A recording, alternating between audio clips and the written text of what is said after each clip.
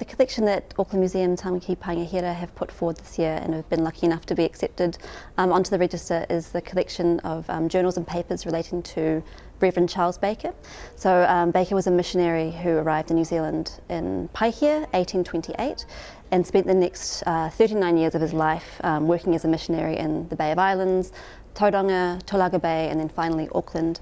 So it's a collection primarily of his journals and other papers as well, but the intellectual heart of the collection is 40 years of journals of him documenting his work, observing the life and changes and that happening all around him at a foundational moment in New Zealand's history. So Baker arrives in Paihia in 1828.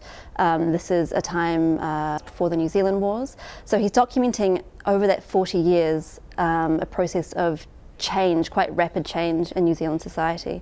This is a time where tangata whenua and missionaries, a growing settler colonial population are intermingling, they're cohabiting, and there is a rapid political, spiritual, architectural, commercial upheaval happening throughout this 40-year period. And so it really gives us a window into this time, not an unbiased window, it's a window that is through the lens of a missionary, so we always have to keep that in mind when we're reading this material. But it's access to these points in history. And so through his journals we get to meet and interact with significant people in New Zealand's history.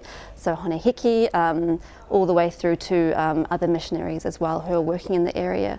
And so we see this social, political, spiritual landscape kind of laid out in front of us through these journals. So I guess the phrase ka mua ka muri comes to mind. We walk backwards into the future, and so these journals allow us to do that. Having this collection on the UNESCO Memory of the World New Zealand register is a really significant moment for Auckland Museum.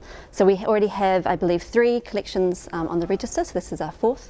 And it's an acknowledgement of the mana of our documentary heritage collections. It allows us, I suppose, to surface these stories in a global context as well.